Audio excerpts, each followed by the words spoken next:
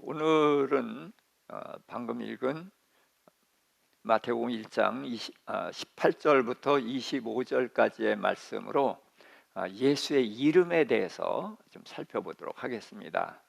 자, 지금 우리가 읽은 데 보니까 예수의 이름이 셋 나왔죠. 예수, 또 그리스도, 임마누엘. 자, 우리가 예수의 이름을 알아야 됩니다. 이름은 호칭만이 아니에요. 이름은 그가 어떤 사역을 하느냐 하는 그 사역을 설명하고 그분의 능력을 설명을 합니다. 그래서 저는 이 이순복의 남편이죠. 또 주연이하고 연숙이의 아버지예요. 그런 이름이 있는가 하면 선교사라는 이름이 있고 목사라는 이름이 있고 이제 그런 이름이 있단 말이죠. 그래서 이름이 많다는 것은 그분의 사역 범위가 굉장히 넓다는 것을 말합니다. 자, 그래서 예수, 그리스도, 임마누엘 이름을 우리가 좀 살펴보도록 하는데 예수가 무슨 뜻이죠? 네, 예수란 이름은 구세주란 뜻이에요. 여호와께서 구원하신다 그런 뜻의 이름입니다. 그래서 여호수아, 호세아 다 똑같은 이름이에요. 그런데 문제는 천사가 이 이름을 지으라고 전했거든요. 자, 그러면서 뭐라고 했냐 하면은 여기 21절을 우리 같이 읽어볼까요? 성경 21절입니다. 아들을 낳으리니 이름을 예수라 하라. 이는 그가 자기 백성을 그들의 죄에서 구원할 자이심이라 하니라. 그래서 천사가 이름을 져준 게 아니라 하나님의 명령에 의해서 천사가 전했으니까 하나님이 이름을 져주신 거죠. 근데 예수란 이름이 무슨 뜻이냐? 자기 백성을 그들의 죄에서 구원할 자. 자, 그래서 자기 백성이 있습니다. 그러면 그는 직분이 뭐예요? 예, 왕입니다. 그러니까 예수란 이름 속에는 왕이 들어있어요. 또 그들의 죄에서 구원할 자. 그래서 죄에서 구원하는 직분이 뭐죠? 제사장. 그러니까 예수란 이름 속에는 왕이 들어있고 제사장이 들어있단 말이죠. 그래서 우리가 예수가 누구냐?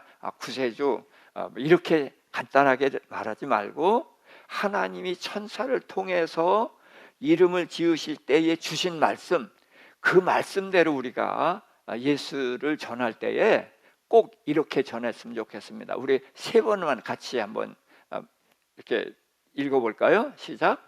자기 백성을 그들의 죄에서 구원할 자. 자기 백성을 그들의 죄에서 구원할 자. 자기 백성을 그들의 죄에서 구원할 자. 그래서 우리가 복음을 전할 때도 예수란 이름은 이런 이름이야 라고 할 수 있기를 부탁을 드립니다. 그래서 그는 백성이 있는 왕이시고 또 죄에서 구원하시는 그런 사명을 가지신 이름을 가지고 이 세상에 오셨습니다. 자, 그러면 이제 그리스도가 무슨 뜻이죠? 예, 이제 우리 산소교회 식구들은 뭐 이 이름을 이제 전혀 망설이지 않고 얘기할 수 있을 거예요. 기름 부음을 받은 자. 자, 그럼 메시아는 무슨 뜻이죠? 예, 똑같은 거예요. 자, 우리가 지금 우리는 한국말을 쓰지만 세계 공통어로 쓰는 게 뭐죠? 영어예요. 그래서 이 예수님 시대에 세계 공통어로 쓰는 것이 헬라어였거든요. 그래서 그리스도는 헬라어예요. 근데 우리가 한국말을 쓰는 것처럼 유대인들이 쓰는 말은 히브리어거든요. 히브리어는 메시아예요. 그래서 성경에는 두 가지 이름이 나오거든요. 자, 베드로가 헬라어입니다. 무슨 뜻이죠? 예, 바위라는 뜻이에요. 근데 게바라고도 부르죠? 역시 바위예요. 그래서 베드로는 헬라어고 게바는 히브리어입니다. 그래서 이 당시에는 두 가지 언어를 쓰고 있고 지금도 우리가 이 두 가지 언어를 써서 지금 영어를 빼놓으면은 말을 할 수 없을 정도로 영어가 많이 들어와 있어요. 근데 이 당시가 이제 그런 상황이었다는 것을 이해했으면 좋겠습니다. 그래서 그리스도는 기름 부음을 받은 자예요. 근데 기름 부음을 받은 자라는 것은 뭐냐면 하나님께서 그에게 직분을 맡기시면서 기름을 붓거든요. 그런데 이 기름은 어떤 기름이죠? 재료가 올리브, 감람이라는 올리브유만을 씁니다. 그런데 올리브유를 그냥 쓰는 것이 아니라 올리브유에 특별한 향료를 집어넣어요. 그래서 이 특별한 향료를 부어서 이 기름을 바르면은 그것이 거룩해지고 사람에게도 부으면 거룩해지는 거예요. 자, 거룩이 뭐라고 그랬죠? 달라지는 거예요. 근데 기준이 뭐예요? 하나님의 말씀으로 달라지고 하나님의 뜻에 의해서 달라지는 것이 거룩이란 말이죠. 그래서 그 기름을 이제 사람들이 이제 성막을 만들고 구들을 다 만들었어요. 그러나 아무리 하나님의 설계대로 만들어 놨더라도 그건 거룩하지가 않아요. 쓸모가 없어요. 그래서 하나님이 만드신 그 기름을 바르게 되면은 그것이 거룩해져서 하나님의 것이 되거든요. 그리고 사람도 이제 기름을 붓는데 사람은 직분을 맡길 때에 기름을 붓습니다. 그래서 어떤 사람에게 직분을 맡기냐면 왕과 제사장과 선지자예요. 그래서 구약 시대에는 다윗은 왕으로 기름을 받았고 아론은 제사장으로 기름을 받았어요. 또 실제로 선지자에게는 기름 붓는 일이 없었습니다마는 하나님께서 엘리야에게 이렇게 말씀을 하셨거든요. 너는 가서 하사엘에게 기름을 부어서 아람 왕이 되게 하고 또 님시 아들 예후에게 기름을 부어서 이스라엘 왕이 되게 하고 또 그 사밧의 아들 엘리사에게 기름을 부어서 내 후계자로 선지자로 세우라 이렇게 말씀을 하셨거든요. 그래서 왕에게 기름을 붓고 또 선지자도 기름을 붓습니다. 그래서 왕과 제사장과 선지자는 하나님께서 기름을 부어서 직분을 맡기는데 그 기름을 붓는다는 것은 사람에게 기름을 부은 것은 그때에 성령을 부어주시는 것과 같이 볼 수가 있습니다. 그래서 이때에 하나님 택함을 받고 하나님의 일을 맡은 사람들에게는 성령이 함께 하셨어요. 그래서 사울에게 성령이 함께 했는데 사울이 하나님의 뜻을 거역하고 그러니까 성령이 떠나서 다윗에게 가죠. 그래서 구약의 성령님은 함께 하셨다가 떠나셨다 그럽니다. 그래서 구약 시대에는 직분이 이렇게 분명한 경계선이 있었어요. 그런데 이제 왕이 제사장 직분을 했다가는 큰일 납니다. 그래서 그것 때문에 버림받은 사람이 누구죠? 사울 왕이에요. 사울 왕인데 그가 제사를 지내는 바람에 버림을 받았고요. 또 우시아라는 훌륭한 왕이 있어요. 근데 그가 하나님을 너무나 사랑하니까 하나님께 분향을 하고 싶었어요. 그 의도는 선해요. 그런데 그 제사장이 하는 일을 하려고 하다가 문둥병자가 되어버렸거든요. 그래서 구약 시대에는 직분이 엄격히 분리가 됐습니다. 다만 선지자는 다른 사람들이 이렇게 겸직을 할 수가 있어요. 다윗도 왕이면서 선지자다. 왜? 성령을 부으셨으니까 성령으로 인해서 예언을 하고 그런 걸 하거든요. 그러니까 그럴 땐 선지자 노릇을 하는 거예요. 그래서 제사장도 선지자가 되기도 하고 하지만은 그러나 왕과 제사장 이 경계는 분명히 하고 있고 또 선지자도 분명히 이제 그런 기준이 있다. 이렇게 이해하시면 됩니다. 그런데 예수님은 이 세 가지 직분을 한 몸에 받으시는 거예요. 그래서 그리스도라고 했을 때 왕도 그리스도고 다 제사장도 그리스도이지만 결국은 예수 그리스도로 모아지는 것이죠. 그래서 예수님이 그리스도요 메시아요. 그래서 그분이 왕이신데 유대인의 왕입니다. 그러면 우리의 왕은 아니냐?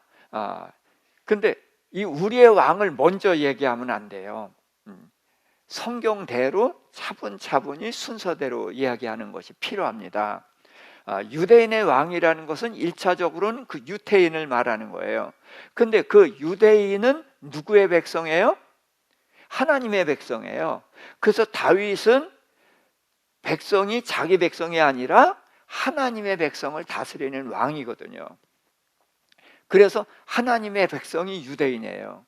그래서 예수님은 유대인의 왕이니까 하나님의 백성을 다스리는데 우리가 하나님의 백성이 됐죠. 그래서 우리도 유대인이라고 하는 거예요. 그래서 유대인의 왕인 예수님이 우리의 왕이 되는 것입니다. 이런 과정을 통해서 이렇게 이 말씀을 이해하면 좋겠습니다. 그런데 제사장이다 그랬거든요. 제사장은 백성들이 죄를 졌을 때에 제사장이 오죠. 근데 올 때 어떻게 옵니까? 맨손으로 옵니까? 예, 양을 데리고 오죠. 그래서 제사장이 앞에 있을 때 제사장께 죄를 고해요. 그럼 죄를 고하면은 안수를 하라. 그래서 양의 머리에 안수를 해요. 근데 양을 어떤 양을 데려오죠? 예, 흠없는 양을 데려와요.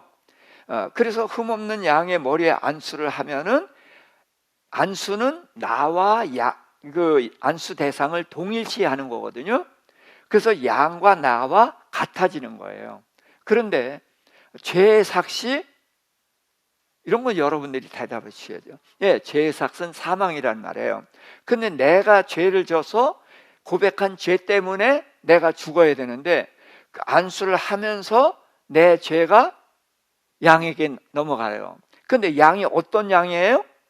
흠이 없는 양. 흠 있는 양은 자기 죄로 죽어요. 그런데 흠이 없기 때문에 내 죄를 담당하거든요. 그래서 내 죄로 인해서 죽는 거예요. 그런데 이 안수할 때에는 전수가 됩니다. 그러니까 내 죄가 양에게 넘어갔어요. 근데 양은 어떤 양? 흠이 없는 양. 그 흠이 없는 양은 흠이 없는 것을 나에게 주는 거예요. 그래서 내 흠을 양이 짊어지고 죽고 양의 흠없음을 내가 입는 거죠. 이렇게 되는 것입니다. 그래서 이렇게 제사를 지내는 건데 제사장은 그렇게 되는데 예수님은 자기 몸으로 제사를 지냈어요. 그래서 히브리서 9장 12절 우리 같이 읽어볼까요? 염소와 송아지의 피로 하지 아니하고 오직 자기의 피로 영원한 속죄를 이루사 단번에 성소에 들어가셨느니라. 자, 죄의 삭은 사망이에요. 그래서 하나님은 사람을 살리기 위해서 양을 데리고 오게 해서 양을 죽게 하고 사람을 살리는 거란 말이죠. 근데 제사장은 그러니까 그렇게 양을 데리고 왔을 때에 죄를 사하게 하는 거예요. 근데 예수님은 자신의 몸을 드린 거예요. 자신의 몸으로 우리의 죄를 담당하시고 죽으시고 부활하셔서 단번에 성소에 들어가셨고 우리의 죄를 사하셨거든요. 자, 그러면은 예수님의 이름 가지고서 한 번 더 생각을 해보자고요. 자, 이제 침례 요한이 침례를 주잖아요. 근데 무슨 침례를 주죠? 예, 불로 침례 그러지 않고 회개의 침례 해줘서 아주 감사해요. 예, 회개의 침례를 줬어요. 그러니까 백성들이 와서 뭐 했어요? 죄를 고백했어요. 그러면은 침례를 줘서 보냈단 말이에요. 자, 그런데 요한의 아버지가 누구예요? 사가랴. 직분이 뭐죠? 제사장이에요. 그러니까 사가랴가 제사장이면은 요한도 제사장이죠. 제사장은 죄를 해결하는 일을 해요. 근데 백성들이 와서 죄를 고백했죠. 그랬더니 침례를 줘서 보냈어요. 그러니까 죄 해결됐어요? 됐어요? 안 되죠. 왜 안 돼요? 죄의 삭은 사망인데 아무도 안 죽었잖아요. 근데 그냥 보냈어요. 그러니까 죄가 해결되지 않았어요. 그렇죠? 근데 백성들이 양을 데리고 오지 않았단 말이에요. 그런데 백성들은 세례 요한에게 와서 죄를 고백을 하면 침례를 줘서 보냈습니다. 근데 예수님이 침례 요한에게 와서 내가 침례를 받겠다 그랬더니까 깜짝 놀라서 아이 그러실 수가 없습니다. 제가 침례를 받아야지 어떻게 저한테 받겠습니까? 그랬더니 예수님 뭐라고 하셨죠? 이렇게 하여 합력하여 하나님의 의를 이루는 것이 합당하다. 그러니까 그렇습니까? 하고 예수님께 침례를 줬어요. 그러니까 예수님께 왜 침례를 줬어요? 하나님의 의를 이루기 위해서. 근데 하나님의 의를 이루는 게 도대체 뭐예요? 왜 침례 요한에게 침례를 받는 게 하나님의 의를 이루는 걸까요? 또 이제 어떤 분들은 겸손해서 그랬다. 근데 그렇게 겸손한 거 그런 게 아니란 말이에요. 자, 죄의 삭은 사망이에요. 그러니까 백성들이 죄를 고백하면은 양을 데려왔는데 안 데려왔죠. 그러니까 근데 침례를 줘서 보냈으니까 사람은 갔지만 죄는 해결 안 됐어요. 뭐가 없어서? 양이 없어서. 근데 예수님의 이름이 양이죠. 무슨 양? 하나님의 어린 양. 또 그 앞에 더 붙죠. 무슨? 세상 죄를 지고 가는 하나님의 어린 양. 자, 그러니까 예수님은 죄가 없어요. 그런데 침례 요한에게 침례를 받은 게 뭐냐? 침례 요한이 제사장이란 말이에요. 백성들이 와서 죄를 고백했어요. 근데 백성들은 다 보냈어. 그러니까 죄는 어디 있어요? 네, 침례 요한이 가지고 있어요. 그렇죠? 근데 해결하는 방법이 뭐예요? 양이 있어야 되죠. 근데 죄 없는 예수님이 오셔서 흠 없는 양이 왔단 말이죠. 그래서 그 양에게 안수를 한 거죠, 침례가. 그래서 예수님이 그때의 세상죄를 짊어지신 거죠. 그러니까 침례 요한에게 침례받은 예수님의 이름이 뭐예요? 세상 죄를 지고 가는 하나님의 어린 양. 이해되시죠? 그래서 이름이 중요한 거예요. 우리가 세상 죄를 지고 가는 하나님의 어린 양이라는 이름은 다 알아요. 그 이름은 아는데 왜 예수님이 침례 요한에게 침례를 받았느냐를 잘 모르고 있었거든요. 그런데 지금 이제 설명을 듣고 보니까 침례 요한이 세상 죄를 받아가지고 흠없는 양이신 예수님께 세상 죄를 넘겨준 거예요. 그래서 세상 죄를 짊어지니까 하늘이 열리고 성령이 내려서 임하시고 하늘에서 음성이 들렸어요. 이는 내 사랑하는 아들이요 내 기뻐하는 자다. 왜? 아버지의 뜻을 이루기 위해서 오셨단 말이에요. 그래서 예수님은 양이니까 자기 몸으로 제사를 드린 거죠. 그런데 다른 제사는 제물을 드리고 가다가 죄짐은 또 양을 끌고 또 와야 됐어요. 그러나 이 예수님 하나님의 어린 양은 자기 몸으로 완전한 제사를 지내서 더 이상 제사를 드릴 필요가 없어요. 그래서 우리가 죄를 졌는데 예수님의 피로 인해서 제사함을 받았어요. 그럼 죄 져요 안 져요? 죄 짓죠. 그래도 이 예수님의 보혈을 의지해서 우리가 회개하면은 죄를 고백하면은 예수님의 보혈의 피로 씻어 주신단 말이죠. 그래서 또 제사를 드리지 않아도 되는 단번에 완전한 제사를 드리신 분이 예수님이란 말이죠. 그래서 예수님의 이름 하나를 더 했습니다. 무슨 이름? 세상 죄를 지고 가는 하나님의 어린 양. 그렇게 해서 이제 예수님은 단번에 완전한 제사를 드리셨던 것이죠. 자, 그리고서 이제 선지자입니다. 그래서 예수님은 우리들에게 하나님이 어떤 분인지, 성경이 어떤 책인지, 그래서 그 하나님을 알게 해주셨단 말이죠. 자, 그러면서 이제 임마누엘이라는 이름, 그래서 그리스도는 세 가지 이름을 가지고 있습니다. 그다음에 임마누엘 무슨 뜻이죠? 네, 하나님이 우리와 함께 하신다. 자, 그런데 구약에도 하나님이 다윗과 함께 하셨어요? 함께 하지 않으셨어요? 함께 하셨죠. 그러니까 임마누엘이죠? 임마누엘이죠? 예, 예, 대답을 안 하셨어요. 임마누엘이 아니에요.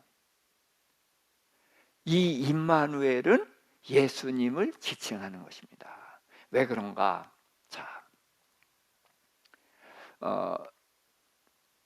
이제 임마누엘, 자, 살펴보도록 하겠습니다. 임마누엘은 하나님이 우리와 함께 하신다, 그런 뜻의 이름입니다. 그런데 자, 우선 함께 하신다 전에 예수님의 이름을 또 하나 알자고요. 자, 예수님을 아담이라고 부르죠. 무슨 아담? 써 있잖아요. 마지막 아담. 그럼 무슨 아담이 있어요? 첫사람 아담이 있어요. 그럼 왜 예수님을 아담이라고 할까요? 첫사람 아담, 마지막 아담. 그럼 아담이 무슨 뜻일까요? 예? 조상이란 뜻이에요. 예. 첫사람 아담. 그러니까 이 세상 모든 인류는 다 누구의 후손이에요? 아담의 후손이에요. 그러니까 우리의 조상은 아담이죠. 예. 석가모니가 훌륭해도 아담의 후손이죠. 자, 근데 아담은 또 뭘 했어요? 죄를 졌어요. 그래서 모든 인류가 아담의 후손인데 죄인의 후손이에요. 그래서 우리가 다 죄인이라서 자기 죄로 죽을 수밖에 없어요. 석가모니가 훌륭한 분은 맞지만 그도 누구의 후손이에요? 아담의 후손이에요. 그러니까 그도 의인이에요? 죄인이에요? 죄인이에요. 그러니까 죄인은 자기 죄를 인해서 죽을 수밖에 없으니까 남을 구원할 수가 없어요. 그래서 석가모니는 구원한다는 말을 안 했어요. 근데 사람들이 만들어 놓고서 구세주같이 착각하고 있는 거지, 석가모니는 다른 사람 구원한다는 말을 한 적이 없더라고요. 자, 그래서 첫사람 아담은 죄인의 조상이에요. 그러면 마지막 아담은 무슨 조상? 예, 그렇습니다. 이 세상에는 인류가 있는데 백인, 황인, 흑인종 이런 게 아니에요. 두 종류의 인류만 있어요. 무슨 인류? 죄인과 의인, 이 둘밖에 없어요, 이 세상은. 그래서 온 세상 사람들이 아담의 후손이니까 다 죄인이에요. 근데 예수님이 십자가에 달려 죽으시고 부활하심으로 인해서 우리의 죄를 해결했단 말이에요. 그래서 예수를 믿은 사람들은 이 죄인의 반열에서 의인의 반열로 들어가게 되죠. 그래서 예수님은 의인의 조상이 되는 거예요. 그래서 마지막 아담. 네. 그래서 이름으로 설명하니까 이해가 쉽죠. 첫사람 아담, 마지막 아담. 그러면은 우리는 첫사람 아담의 후손이죠. 그러니까 뭐예요? 죄인이에요. 그런데 누구의 후손이 됐어요? 마지막 아담 예수의 후손이 됐어요. 뭐가 된 거예요? 의인 된 거예요. 그래서 죄인에서 의인이 됐다. 자, 그것을 아담이라는 이름, 마지막 아담이라는 이름으로 우리가 이해가 되는 거예요. 자, 그래서 성경은 이렇게 재미있습니다. 그리고 딱 떨어져요. 근데 이분이 이제 우리와 함께 계신다 그랬어요. 자, 함께 계시는 것이 이제 어떻게 되느냐, 요거를 이제 좀 살펴보도록 하겠습니다. 창세기 3장 15절 읽어볼까요? 내가 너로 여자와 원수가 되게 하고 내 후손도 여자의 후손과 원수가 되게 하리니 여자의 후손은 내 머리를 상하게 할 것이요 너는 그의 발꿈치를 상하게 할 것이니라 하시고, 예수님이 뱀에게, 사단에게 하신 말씀이거든요. 이때가 언제냐면 아담과 하와가 선악과를 따먹어서 범죄했을 때에 즉시 하신 말씀이에요. 그러면서 내가 뱀의 후손이죠. 뱀의 후손의 머리를 상하게 할 것이다. 그리고 너는 내 후손은 여자의 후손의 발꿈치를 상하게 할 것이다 그랬는데, 예수님이 십자가에 달려 죽으셨죠. 예. 그래서 죽음은 뭐의 삭제예요? 죄의 삭은 죽음이에요. 자, 그런데 문제는 예수님이 뭐가 없어요? 죄가 없어요. 그러니까 죄가 없는데 죽었단 말이에요. 그러니 사망 권세 아래 가둬놓을 수가 있어요, 없어요? 가둬놓을 수가 없는 거야. 그러니까 3일 만에 뚫고 나왔죠. 그러니까 사망 권세에 이제까지 모든 사람이 죄인이니까 사망 권세 아래 다 들어와서 갇혀 있었으니까 사망 권세가 탄탄했죠. 그런데 예수님이 들어왔다가 뚫고 나가는 바람에 권세가 깨져버렸어요. 그게 머리가 상한 겁니다, 이게. 그런데 예수님 하나만 나가면 괜찮은데 예수를 믿는 사람은 예수님께 붙어 있잖아요. 그래서 예수님이 부활하셨을 때 뚫고 나온 것처럼 예수님이 다시 오실 때, 그때는 우리가 예수님께 붙어 있기 때문에 다 뚫고 나와서 부활할 거 아니에요.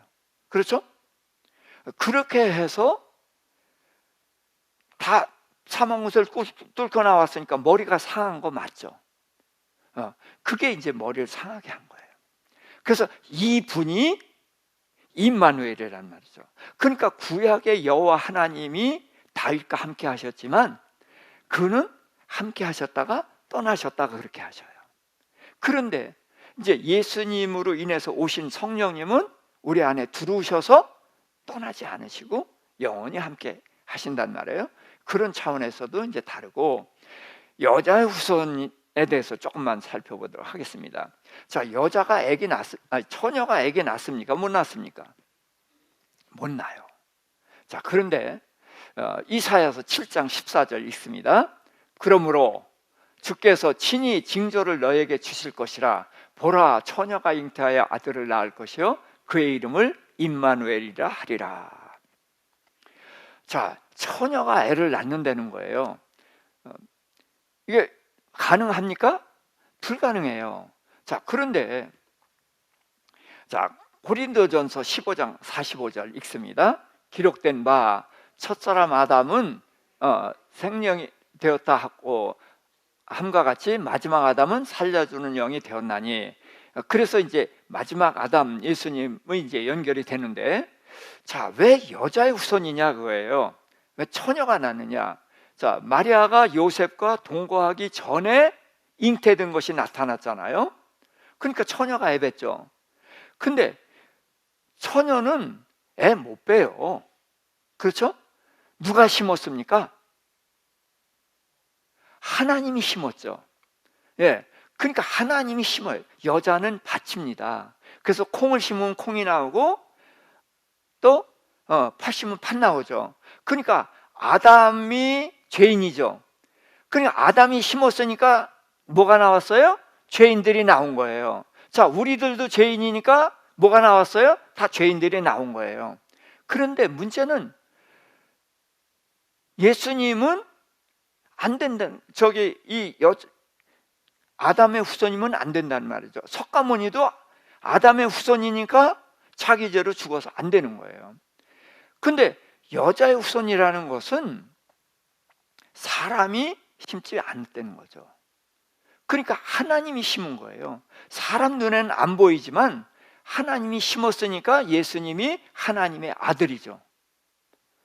그래서 처녀가 낳았다는 것은 사람의 눈에 보기에는 처녀가 낳았다. 그러나 하나님이 심었으니까 예수님은 하나님의 아들이신 거예요. 그러니까 처녀가 낳았다고 뭐 싸울 필요가 없는 거예요.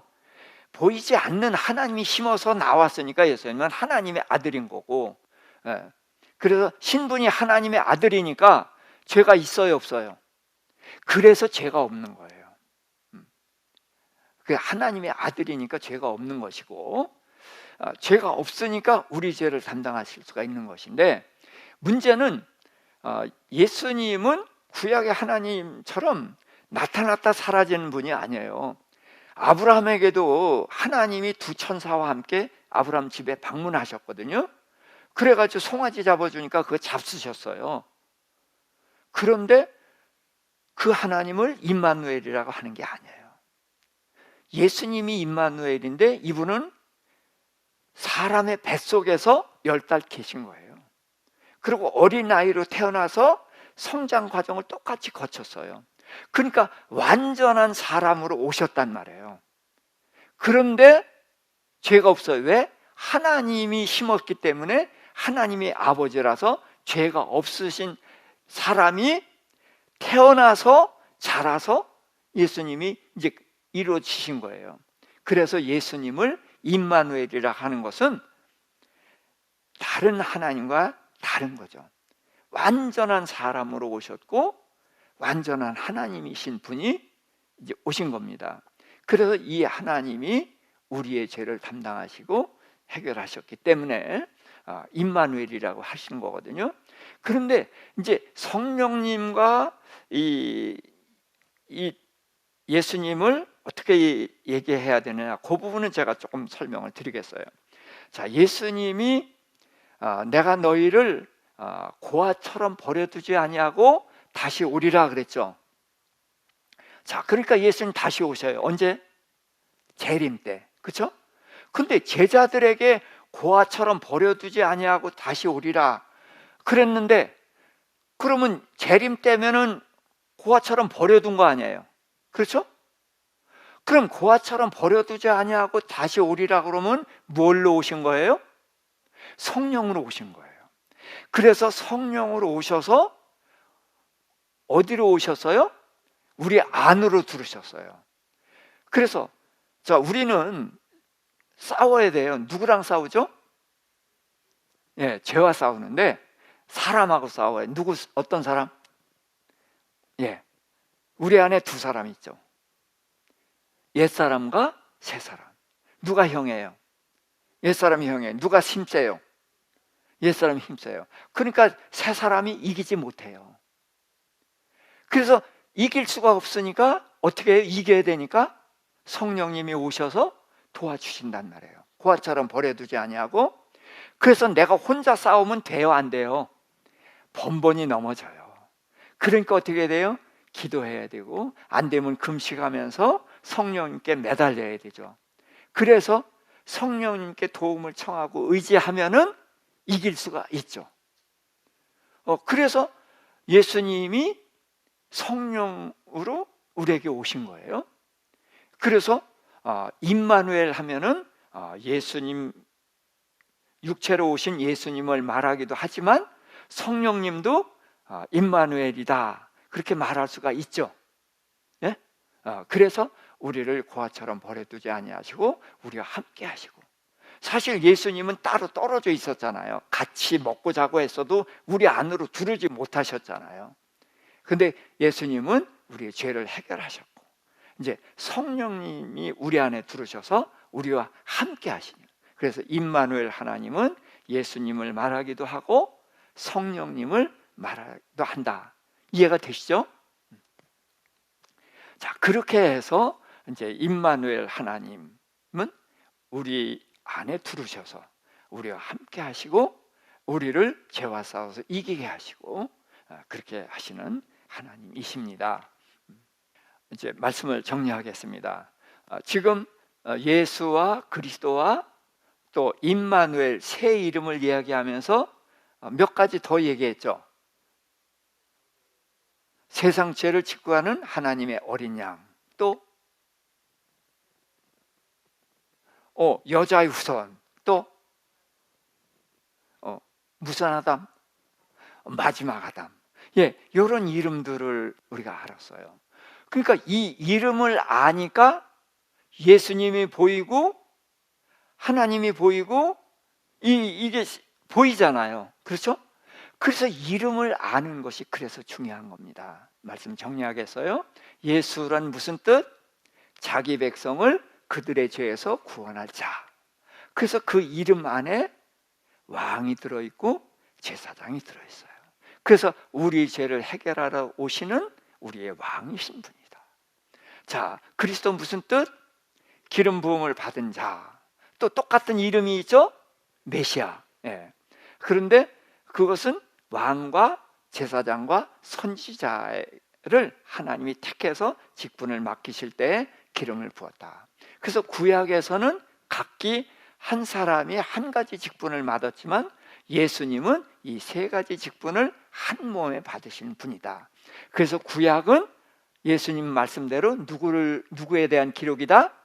예수님에 대한 기록이다. 그렇게 되는 거예요. 그러고서 예수님은 이제 제사장으로서 죄를 해결하지만 양을 데려다가 한 것이 아니라 그때 예수님 이름이 뭐예요? 세상 죄를 지고 가는 하나님의 어린 양으로서 우리의 죄를 짊어지고 해결하시는, 단번에 해결하고 영원히 해결하는 제사장이신 그런 그 분이시죠. 자, 그래서 이제 임마누엘은 하나님이 우리와 함께 하시는데 우리 안에 들으시죠. 예수님이 우선 육체를 입고 오셔서 우리 함께 하셔서 우리의 죄를 담당하시고 죄를 해결하셨고, 그 다음에 우리를 고아처럼 버려두지 아니하시고 성령으로 우리 안에 오셔서 우리 함께 하셔요. 그래서 임마누엘 하나님은 육체를 입고 오신 예수님도 성령으로 우리 안에 오셔서 우리와 함께 하시는 성령님을 임마누엘이라고 한다. 그래서 우리는 예수님의 이름을 배우면서 이 이름으로 우리가 어떻게 살아야 되는지, 주님을 어떻게 의지해야 되는지, 하나님이 하시는 일이 무엇인지 이런 것들을 우리가 한번 알아봤고 이렇게 정리를 했습니다. 우리가 이 이름이, 우리가 예수 이름을 기도합니다라고 할 때에 그냥 주문처럼 붙이는 것이 아니라 그런 예수의 이름을 알고 그 예수의 이름을 의지하고 그 예수의 이름을 힘입어서 이 세상을 승리하면서 살아갈 수 있기를 주님의 이름으로 축복합니다.